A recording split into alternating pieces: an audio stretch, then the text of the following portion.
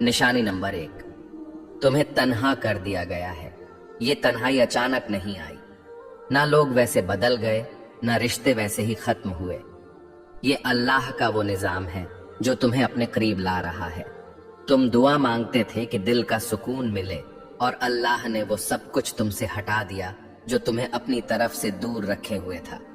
लोगों का दूर हो जाना, कुछ ख्वाबों का टूट जाना, कुछ मंसूबों का ना बन पाना, ये सब तुम्हें अकेला करके अल्लाह तुम्हें अपने सजदों की तरफ बुला रहा है।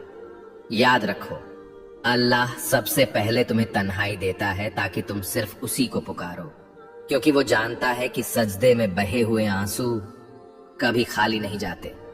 निशानी नंबर 2, तुम्हारे दिल में बेनाम सी बेचैनी पैदा हो गई। कुछ दिन पहले तक तुम ठीक थे, जिंदगी जैसे चल रही थी, लेकिन अब तुम्हें वो चीजें खुशी नहीं दे रही जो पहले तुम्हें सुकून देती थी।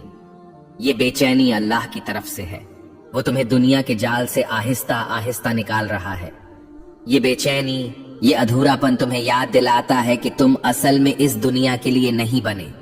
जब अल्लाह किसी बंदे को अपने करीब लाना चाहता है तो वो उसके दिल में एक ऐसी प्यास पैदा कर देता है जो दुनिया की कोई चीज बुझा नहीं सकती। ये प्यास सिर्फ सजदे की ठंडक से बुझती है। ये बेचैनी सिर्फ अल्लाह के जिक्र से सुकून में बदलती है। क्या दिल में वो बेचैनी है जिसे आप किसी से बयान नहीं कर पाते? तो खुश नसीब हैं आप, अल्लाह आप पर खामोशी से काम कर रहा है।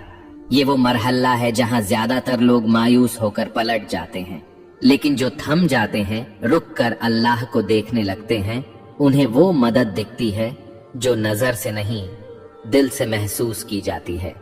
याद रखो, अगर अल्लाह खामोश है तो वो गाफिल नहीं, बल्कि वो तुम्हारी तकदीर खामोशी से लिख रहा है।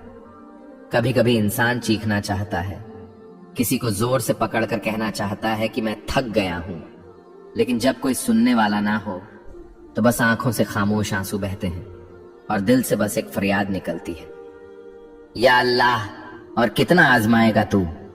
तो जान लो, ये सवाल, ये थकन, ये सब बेवजह नहीं। निशानी नंबर 3, आजमाइशें बढ़ गई हैं और तुम खुद को कमजोर महसूस करने लगे हो। जब तुम्हारे आसपास की दुनिया मुसलसल टूटने लगे, जब हर कदम पर रुकावटें आए, जब कोई दुआ पूरी होने के बजाय जिंदगी मजीद उलझने लगे, तो ये इस बात की अलामत है कि अल्लाह तुम्हारी रूहानी ताकत को बढ़ा रहा है। अल्लाह ने कुरान में कहा, वस्बिर वमा सब्रुका इल्ला बिल्लाहि, सब्र करो और तुम्हारा सब्र सिर्फ अल्लाह की मदद से है। सब्र कोई कमजोरी नहीं, ये वो ताकत है जो अल्लाह खुद अपने बंदों के दिल में डाल देता है। कभी कभी तुम ये सोचते हो, मैं इतना कमजोर हूं, मुझसे ये सब क्यों हो रहा है? लेकिन असल बात यह है, तुम्हें अल्लाह ने चुना है उसके खास बंदों में से एक के तौर पर, क्योंकि वो जानता है कि तुम बर्दाश्त कर सकते हो, और वो तुम्हें खामोशी से मजबूत कर रहा है।